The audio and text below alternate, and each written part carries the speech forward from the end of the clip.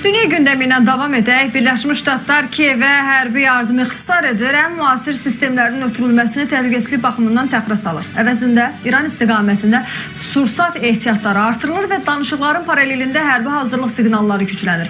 Bəs Vaşinqtonun növbəti əsas resurs yatırımı Kiyevə yoxsa Tehran ətrafında formalaşan yeni gərginliyə yönələcək? Trumpın dəyişən planlarının arxasında hansı amillər dayanır, izləyək.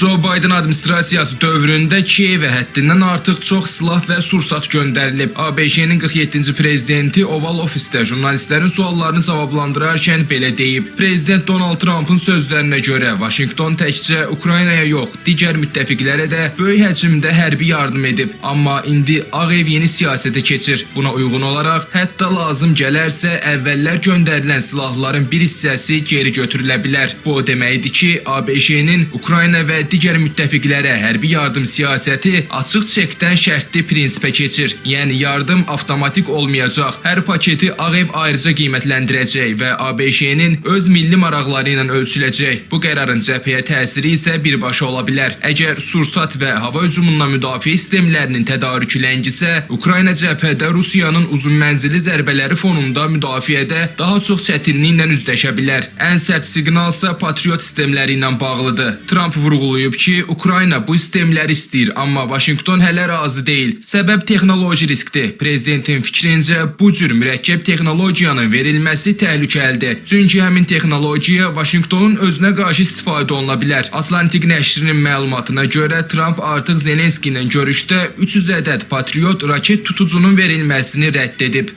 Amerika Birləşmiş Ştatları bugün əldə olan silahları digər ölkələrə deyil, məhz özünün istifadəsi üçün saxlamağa əsas götürür. Və bugün Amerika Birləşmiş Ştatları bunu iddia edirsə, yəni silah verilməsinə müəyyən məhdudiyyətlər qoyursa və o bugün üçün keçərlidir. Bugün üçün ya da ki, müəyyən müddət üçün keçərlidir. Yəni Amerika Birləşmiş Ştatları o silah ehtiyatlarını dolduqdan sonra ya lazım olan səviyyədə silah istehsal etdikdən sonra heç şübhəsiz ki, yenidən bu məsələnin bərpa olmasına qayıda bilər. Amma indiki halda görünən budur ki, Amerika Birləşmiş Ştatları həm müttəfiqlərinə, həm də ki, digər müharibə sahələrində istifadə olunan silahlara məhdudiyyətlər qoyur. Maraqlıdır ki, eyni çıxışda Trump İranla bağlı tamam fərqli ton seçib. O, İranla danışıqlarda şəxsən iştirak etdiyini və prosesin müsbət getdiyini bildirib. Eyni zamanda bəyan edib ki, Vaşinqtonun Tehran istiqamətində sursat ehtiyatlarında heç bir problem yoxdur. Əksinə, ehtiyatlar hər gün artır. Bu iki açıqlamanı qarşılaşdırdıqda yeni sual yaranır. ABŞ hərbi resursları Ukraynadan yaxın şərqə yönləndirir. Trump'ın çıxışının məntiqi gedişatı göstərir ki, o bir tərəfdə yardımı azaltmaq, digər tərəfdə ehtiyatları artırmaq niyyətindədir. Ağ Ev ehtimal edir ki, İranla danışıqlar uğursuz olarsa, hərbi ssenari gündəmə gələ bilər. Ona görə də ambarlar doldurulur, istehsal sürətləndirilir. Bu versiyanı son günlər yayılan məlumatlar da gücləndirir. Reuters mənbələrə istinadən yazıb ki, Amerika ordusu son gərginlik zamanı uzaq mənzilli yüksək dəqiqlikli raketlərin əhəmiyyətli hissəsini xərcləyib. Bəzi kivlər isə birbaşa sursat çatışmazlığını ön plana çıxarıb. Trump isə bu iddiaları Truth Social'da təkzib edib. O öz hesabında yazıb ki, Vaşinqtonun nəhəng sursat ehtiyatları var.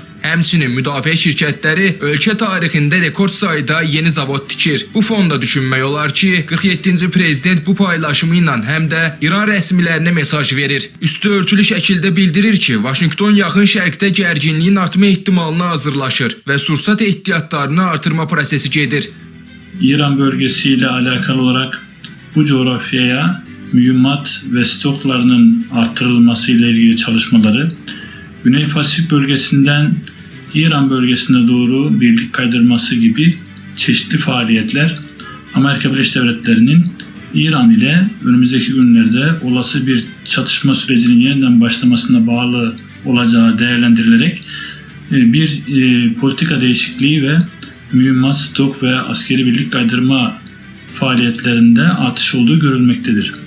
Her ne kadar Amerika Birleşik Devletleri Ukrayna politikasında tamamıyla çekilme eğiliminde olmasa da İran konusu Amerika'yı şu anda oldukça meşgul etmektedir. Bu fonda görünən odur ki, Vaşinqton Kiyevə yardımı optimallaşdırmaqla həm həcmi azaltmaq, həm də ən müasir texnologiyaları saxlamaq xəttini seçib. Birləşmiş Ştatlar artıq bütün müharibələri eyni anda maliyyələşdirməyəcək. Ağ Ev İranın yoxsa Rusiyanın daha təhlükəli olduğuna qərar verməli olacaq.